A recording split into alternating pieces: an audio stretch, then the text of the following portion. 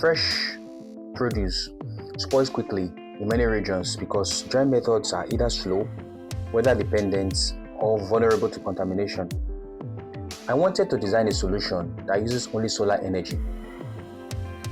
Now, as a user, you need a product that ensures uniform temperature distribution, can accommodate a wide range of crops, and depend less on conventional electricity and more on solar energy, and is made from easily accessible products. And that gave the solution of this solar food dryer. Now, a summary of the principle of the solar food dryer is this. The solar food dryer is a product that uses energy from the sun via solar panels to power an air blower and also a heating element.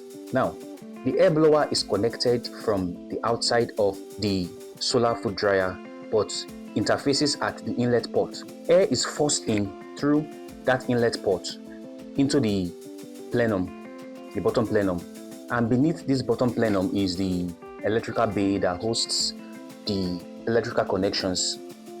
Now, inside this plenum is also the heating element. The air that is being forced in at a given velocity according to the crop you want to dry is being heated by the heating element and it flows upwards. Now, a summary of this food dryer is this. It has three sections: the electrical bay, the plenum, and the tray zones.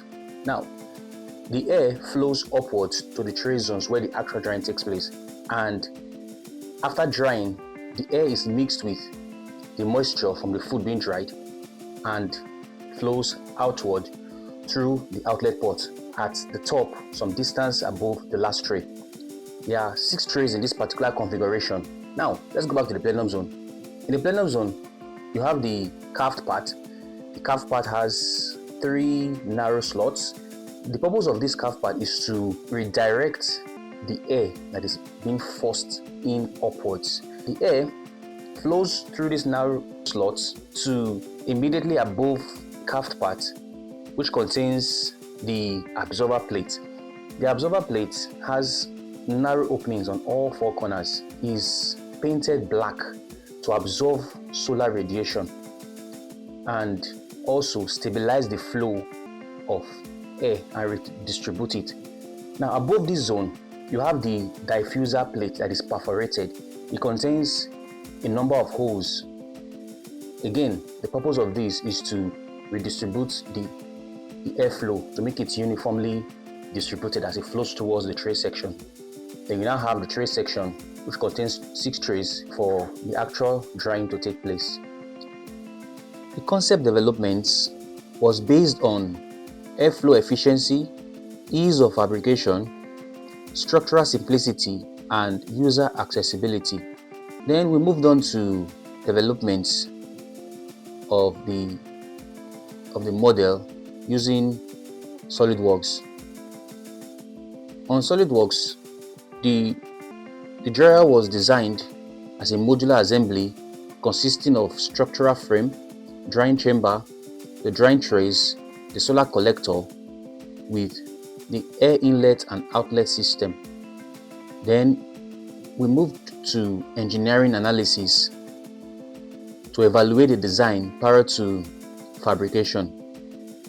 And the simulation tool used here was the ANSYS Fluent software to specifically analyze humidity, pressure, and the temperature distribution. Every project provides valuable learning opportunities. This design reinforced the importance of understanding user needs before beginning technical development. It also highlighted how airflow, heat transfer, structural design, and manufacturability must work together to create an effective engineering solution. Future iterations could further optimize thermal performance, airflow distribution, and overall efficiency. Thank you for following this design journey. I am Olubowale, a mechanical design engineer specializing in product design, computer-aided design, development, and engineering analysis. If you enjoy this project and would like to see more engineering design case studies, consider subscribing and following my journey as I continue developing practical engineering solutions.